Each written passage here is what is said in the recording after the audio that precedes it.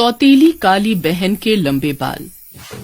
अरे कलमुही, तू सबसे पहले ही मेरे सामने क्यों आ जाती है?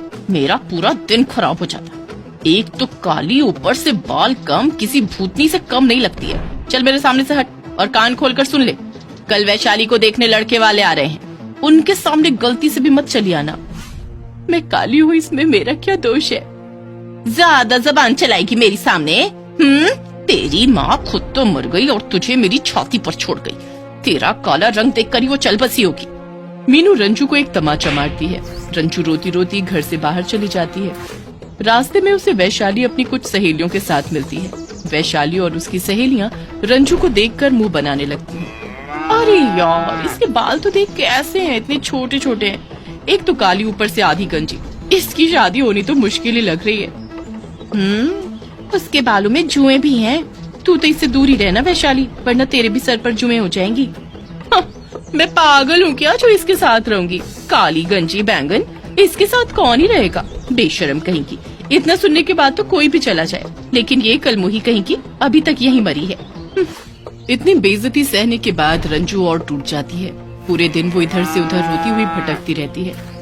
मैंने ऐसे कौन से पाप किए थे जो मेरे साथ ये सब हो रहा है? माँ तुम मुझे छोड़कर क्यों चली गई?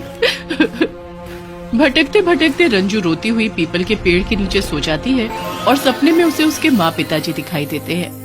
माँ पिताजी, आप लोग मुझे छोड़कर क्यों चले गए? सब सच कहते हैं, सौतेली माँ सौतेली ही होती है। वैशाली और मेरी सौतेली माँ मुझे जीने नहीं देती है। दिन भर मुझे ताने देती है, खाने को भी नहीं देती है। इससे अच्छा है कि मैं मर जाऊं। रंजू नदी में कूदने लगती है और तभी उसे उसकी माँ रोक लेती है। बेटी, ये जिंदगी बड़ी अनमोल है। इसे इस तरह खत्म करने से अच्छा है कि ऐसा कुछ करो जिससे तेरे कारण दूसरों का भला हो। माँ, मुझ जैसी काली आधी गंजी लड़की की ओर कोई देखता तक नहीं है। मैं खुद की मदद नहीं कर सकती हूँ तो दूसरों की मदद कहाँ से करूँगी? तू सब कुछ कर सकती है मेरी बच्ची। इतने में ही एक साधु रंजू को नींद से जगाता है। उठ जा बेटी, मुझे बता क्यों परेशान है तू? रंजू झटके से उठती है। अपने सामने साधु को देखकर रंजू अचंभित हो जाती है और मन ही मन सोचती है कि इस सुनसान जगह पर ये साधु कहाँ से आ गए। बोल मेरी बच्ची, तुझे क्या दुख है? रंजू उसे अपनी सारी आपबीती बता देती है और साधु अपने हाथों में जल लेकर रंजू के ऊपर छिड़कता है। जल रंजू पर पड़ते ही रंजू का रंग गोरा और बाल घने लंबे हो जाते हैं। रंजू अपने शरीर को छूती है। ये मैं हूँ? कितनी सुंदर दिख रही हूँ। तभी रंजू देखती है कि साधु गायब हो गया है। मुझे पता है माँ, तुमने ही इन्हें यहाँ भेजा है मेरी मदद के लिए। किसी ने सच कहा है, माँ मरकर भी अपने बच्चों का भला कर जाती है। रंजू गोरा रंग और लंबे बाल पाकर बहुत खुश हो जाती है और चलते चलते अपने बालों पर हाथ घुमाते घुमाते कहती है, काश मुझे खाने के लिए अभी कुछ मिल जाए। रंजू के इतना कहते ही उसके सामने बहुत सारा खाना आ जाता है। रंजू फटाफट खाना खाती है। मतलब मेरे बाल जादुई हैं? रंजू अपने बालों में हाथ घुमाकर एक गाड़ी मांगती है। ए मेरे बाल, मुझे एक लंबी गाड़ी दे दे।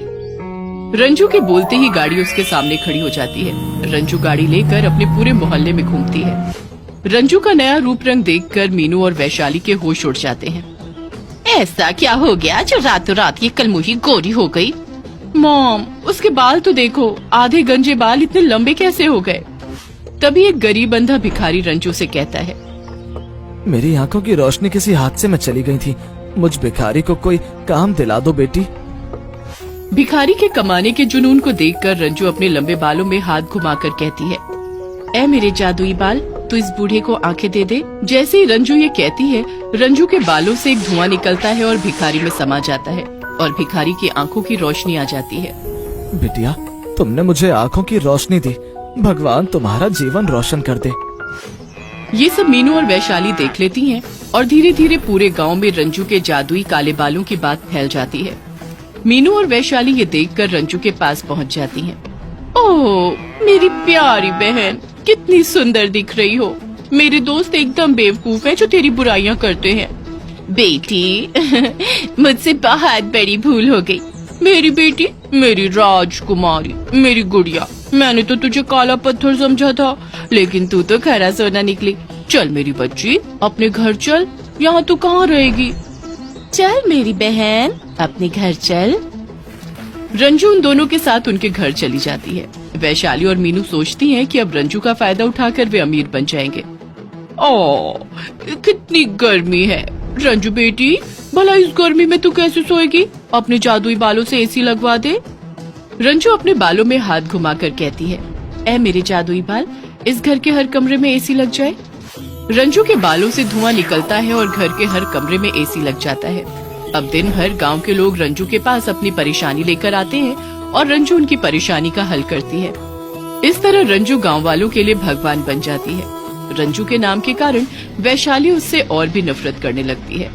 ये सब इसके इस जादुई बालों की वजह से हुआ है। ना रहेंगे बाल और ना रहेगी इसकी ये खूबसूरती। रात को जब रंजू अपने कमरे में सो रही होती है तब वैशाली चुपके से रंजू के कमरे में जाती है और उसके बालों को काटने लगती है। एक बार के लिए तो रंजू के बाल कट जाते हैं और वैशाली खुशी से पागल हो जाती है। उसके बालों को अपने हाथों में लेकर वैशाली कहती है, अब इन जादुई बालों से मैं बनूंगी इस दुनिया की रानी। ऐ मेरे जादुई बाल, इस रंजू के मुंह को काला कर दे।